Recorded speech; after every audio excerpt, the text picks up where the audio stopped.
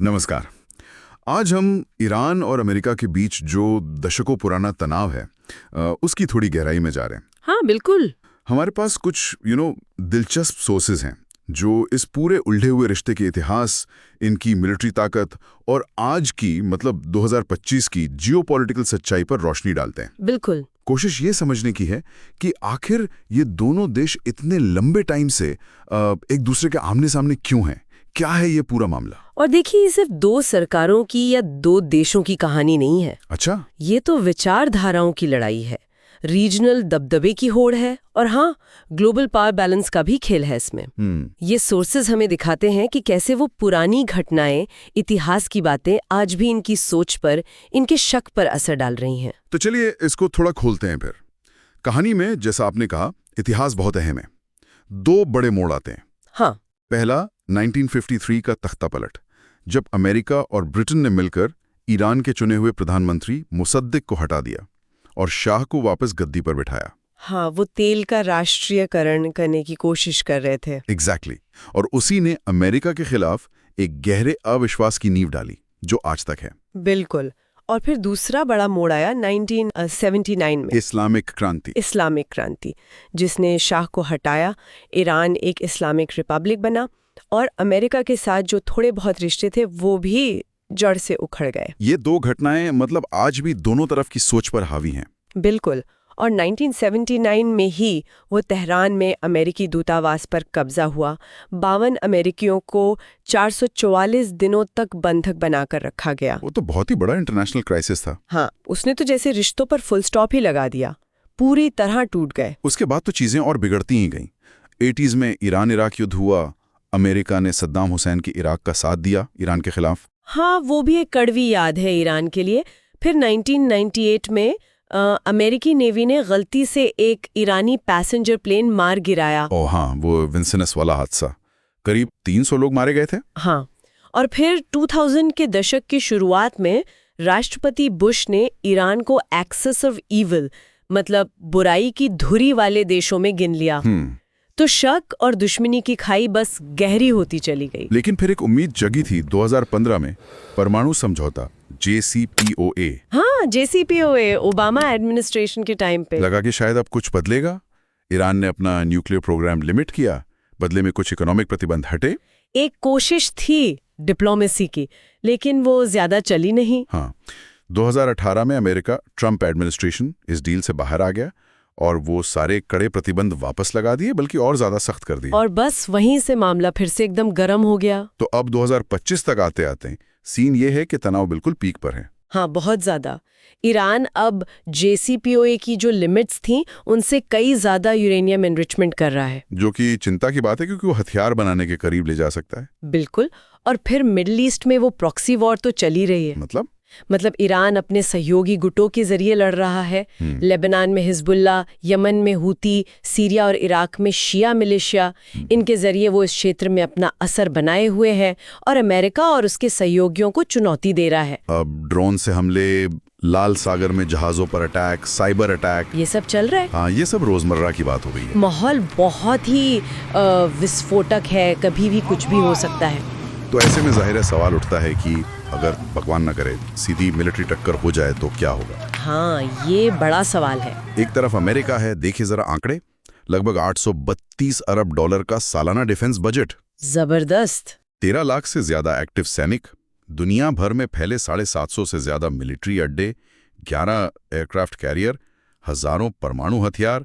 मतलब पारंपरिक ताकत देखें तो कोई मुकाबला नहीं, पेपर पर तो कोई मुकाबला है ही नहीं। लेकिन क्या आज के जमाने की लड़ाई सिर्फ पारंपरिक ताकत से लड़ी जाती है? ईरान की स्ट्रैटेजी कुछ अलग लगती है। बिल्कुल सही। यहीं पर ईरान की जो एसिमेट्रिक वॉरफेयर की कैपेबिलिटी है वो सामने आती है।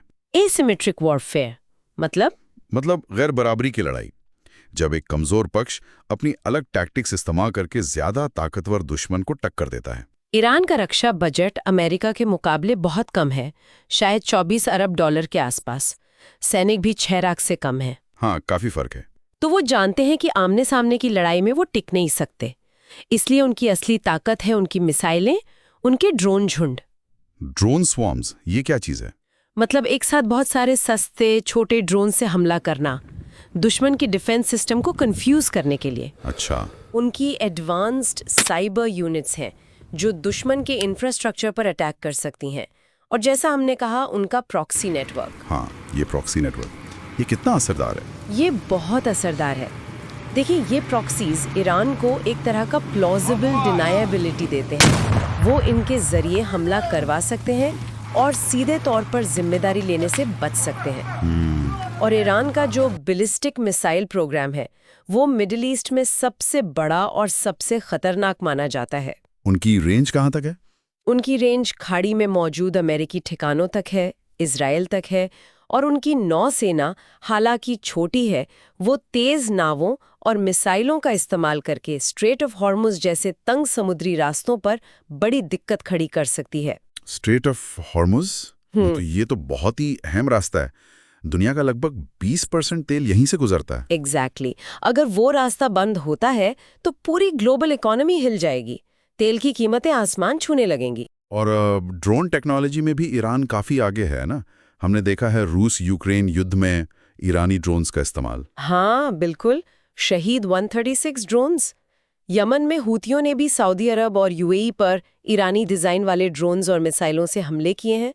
इराक और सीरिया में अमेरिकी ठिकानों पर भी हमले हुए हैं। तो ये सस्ते लेकिन काफी कारगर हथियार साबित हो रहे हैं। हाँ, ये एसिमेट्रिक वॉरफेयर का अहम हिस्सा है। तो अगर युद्ध छिड़ता है तो ये कोई वैसी लड़ाई नहीं होगी जैसी हमने पहले देखी है। मतलब ईरान सीधे टकराव से बचेगा। वो मिसाइलों का इस्तेमाल करेगा, ड्रोन्स भेजेगा, साइबर अटैक करेगा, अपने प्रॉक्सीज को एक्टिवेट करेगा।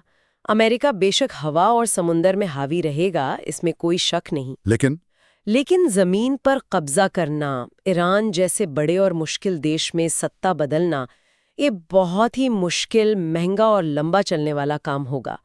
शायद अमेरिका ये करना भी ना चाहे। और पहला निशाना स्ट्रेट ऑफ हॉर्मुज हो सकता है। बहुत संभव है। ईरान शायद उसे बंद करने की धमकी दे या कोशिश करे ताकि दुनिया पर दबाव बने।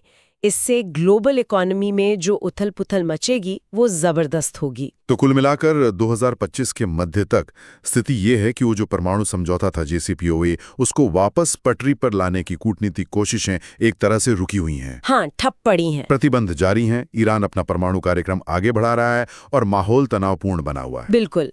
अगर हम पूरी बड़ी पिक्चर देखें तो पारंपरिक सैन्य ताकत के हर पैमाने पर अमेरिका ईरान से मीलों मीलों आगे है। हाँ, वो तो साफ है। लेकिन ईरान ने अपनी एसिमेट्रिक कैपेबिलिटीज, अपने क्षेत्रीय प्रभाव और मुश्किल हालात में भी टिके रहने की जो जबरदस्त क्षमता है, जिसे रेजिलियंस कहते हैं, रेजिलियंस, उससे खुद को एक बहुत ही मजबूत चुनौती के तौर पर बनाए रखता है। तो क्या लग रहा है, क्या ये देश सीधी लड़ाई की तरफ बढ़ रहे हैं? फिलहाल तो लगता है कि दोनों पक्ष एक बड़े विनाशकारी टकराव से बचना चाह रहे हैं।